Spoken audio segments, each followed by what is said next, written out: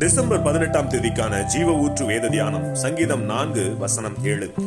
அவர்களுக்கு தானியமும் திராட்சரசமும் பெருகியிருக்கிற காலத்தின் சந்தோஷத்தை பார்க்கிலும் அதிக சந்தோஷத்தை என் இருதயத்தில் தந்தீர் என்பதே. தானியம் பெருகியிருப்பது என்பது உலக செழிப்பையும் ஆசீர்வாதத்தையும் குறிக்கிறது. திராட்சரசம் பெருகியிருப்பது என்பது உலக மயக்கங்களையும் உலக சிற்றின்பங்களையும் குறிக்கிறது. உலக செழிப்பை பெறுகின்ற மனிதர்கள் தங்களை மிகவும் ஆசீர்வதிக்கப்பட்டவர்களாகவும் தாங்கள் மிகவும் தனித்துவம் வாய்ந்தவர்களாகவும் எண்ணிக்கொள்வார்கள். அன்றாட பண தேவைக்காக அலைகின்ற சாதாரண மனிதர்களின் நிலை தங்களுக்கு இல்லை என்ற தற்பெருமையினால் ஒரு சந்தோஷம் கொள்வார்கள். அடுத்ததாக, உலக மயக்கங்களில் இழுப்புண்டு பலவித சிற்றின்பங்களில் தங்கள் நேரத்தையும் வாழ்வையும் தொலைக்கிறவர்கள் தனி உலகத்தில் தாங்கள் இருப்பதை போல எண்ணிக்கொள்வார்கள். இவர்களிடம் சமுதாய கட்டுப்பாடுகளோ அல்லது சுய கட்டுப்பாடுகளோ எதுவும் இருக்காது. மனம் இச்சிக்கிற அனைத்து உலக இன்பங்களையும் அடைய வேண்டும் என்ற கண்மூடித்தனமான போதையில் இருப்பார்கள்.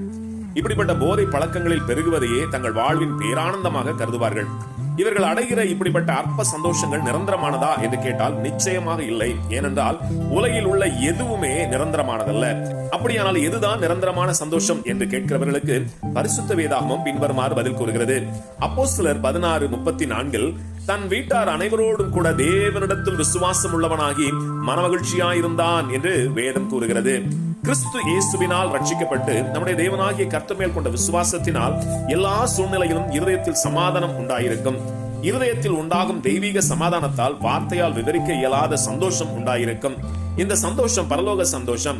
இம்மாபெரும் பரலோக சந்தோஷத்தை பரிசுத்த ஆவியானவர் இல்லாமல் பெற்றுக்கொள்ளவே இயலாது. இதையே வேதத்தில் ரோமர் 14:17 தேவனுடைய ராஜ்யம் புசிப்பும் குடிப்பும் அல்ல, அது நீதியும் சமாதானமும் பரிசுத்த ஆவியினால் உண்டாகும் சந்தோஷமுமாயிருக்கிறது என்று கூறுகிறது.